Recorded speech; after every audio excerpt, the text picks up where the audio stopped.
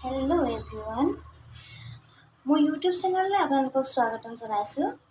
আশা কৰোঁ আপোনালোক সকলো ভালে আছে। আপোনালোকৰ মাজলৈ আহিলোঁ। আজি মই বনাব লৈছোঁ এবিধ মিঠাই। আমি ঈদত যেনেকৈ বহুতবিধ মিঠাই বনাওঁ নহয় জানো, চিৱৈটোতো কম্পালচৰি থাকে, তাৰ উপৰি আমি আৰু বহুতো মিঠাই বনাওঁ। তাৰে তাৰমানে এবিধ মিঠাই মোৰ বহুত প্ৰিয় আৰু সেই মিঠাইবিধ মই আজি আপোনালোকৰ লগত শ্বেয়াৰ কৰিব ল'লোঁ। মিঠাইবিধৰ নাম হৈছে খজুৰ। খজুৰ মই আজি বনাম, তাৰ বাবে মই আপোনালোকক প্ৰথমতে মেজাৰমেণ্টটো দেখুৱাই দিছোঁ। মই এইটোৱে খজুৰৰ কাৰণে মেজাৰমেণ্টটো লওঁ। এই কাপটোতো আপোনালোকে চিনিয়ে পাইছে চাগে, এইটো কাপতে মই মেজাৰমেণ্ট লওঁ। এইটো মই ময়দা 2 কাপ লৈছোঁ, চেনি আধা কাপ লৈছোঁ আৰু ৰিফাইন আধা কাপ লৈছোঁ। এয়া হৈছে বেকিং পাউডাৰ, এটা কণী, বাছ একো আৰু বেছি বস্তু দৰকাৰ নহয় ইয়াত। এইকেইটা বস্তুৱে মই এতিয়া বনাম। প্ৰথমতে মিক্সি জাৰটোত মই চেনিখিনি আৰু ৰিফাইন আৰু এটা কণী, এইটোৱে মই এতিয়া মিক্সিত গ্ৰাইণ্ড কৰি ল'ম।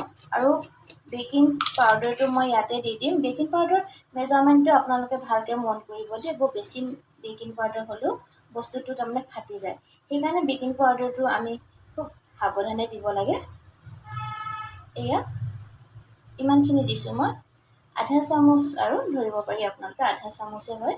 আধা চামুচ দিছোঁ বেকিং পাউডাৰ। এতিয়া মই এইখিনি মিক্সিত মাৰি ল'ম। এয়া মই মিক্সিত এইটোৰে গ্ৰাইণ্ড কৰি ল'লোঁ আৰু এতিয়া মই এটা বাউলত এইখিনি উলিয়াই ল'ম।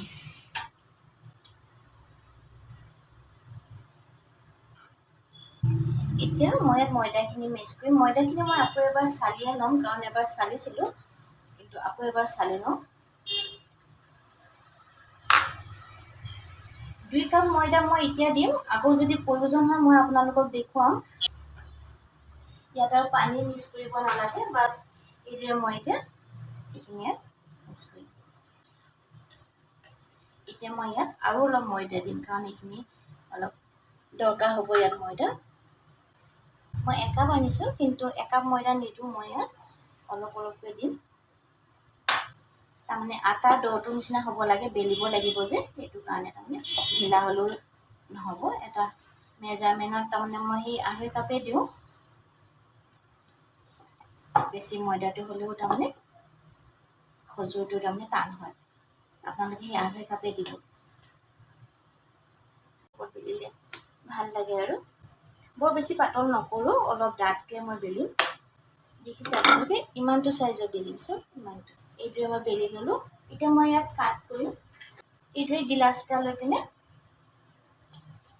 মই এইটোৱে কৰিলোঁ। এতিয়া এনেকুৱা এটা কাপ ল'লোঁ, এইটো এটা বটলৰ কাপ আছিলে, বটলৰ কাপটোৰ মাজত আকৌ এটা গোলকৈ কাটি দিছোঁ। এইটো তাৰমানে দেখিবলৈ ৰিংটোৰ নিচিনা হ'ব। এইটোৱে ৰিংটোৰ নিচিনা হৈছে নহয় জানো। এতিয়া মই গেছত কেৰাহীখন পাতি দিলোঁ আৰু তাত মই দি দিলোঁ অলপ ৰিফাইন। কমাই দিম একদম দেই, একদম তাৰমানে কমাই দিলোঁ।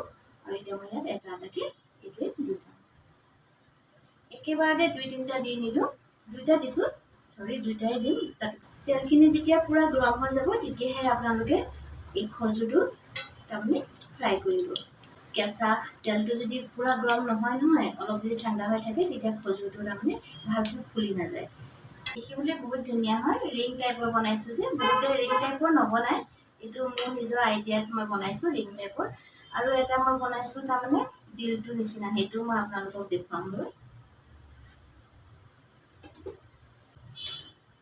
কিন্তু আপোনালোকে বেকিং পাউডাৰটো বেছি নিদিব, ইমান তাৰমানে মেজাৰমেণ্টত দিব আপোনালোকে। আধা চামুচকৈ আপোনালোকে অলপ কমো দিব পাৰে, কিন্তু আধা চামুচতকৈ বেছি নিদিব। এতিয়া আধা চামুচ মেজাৰমেণ্টে ঠিক হৈছে, নহ'লে এই বস্তুটো মানে ফাটি যায়, একেবাৰে ফাটি পেলাই তাৰমানে ভাঙি যোৱাৰ নিচিনা হয়।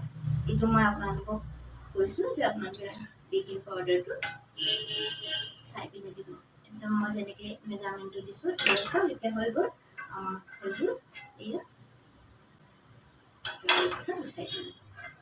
এতিয়া মই বাকীবোৰ খজুৰ ফ্ৰাই কৰি লওঁ। এই ধৰণে মই তিলটো নিচিনাকৈ বনাম বুলি ভাবিছোঁ। প্ৰথম আপোনালোকৰ ওচৰতে মই এইটো ট্ৰাই কৰিছোঁ। তাৰমানে বস্তুটো মই নিজে বনাই লৈছোঁ, সেইকাৰণে আপোনালোকৰ লগতে শ্বেয়াৰ কৰিলোঁ প্ৰথম। এইখিনি আকৌ মই এবাৰ বেলিব লাগিব। ভিডিঅ'টো যদি ভাল লাগিছে তেতিয়াহ'লে নিশ্চয় লাইক আৰু কমেণ্ট কৰিব হা। আৰু মোৰ চেনেলটো কিন্তু ছাবস্ক্ৰাইব কৰিবলৈ নাপাহৰিব আপোনালোকে।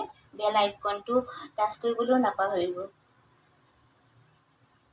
এইটোৱে মই দিলৰ নিচিনা বনাই ল'লোঁ। এতিয়া মই এইটো ফ্ৰাই কৰি চাওঁ।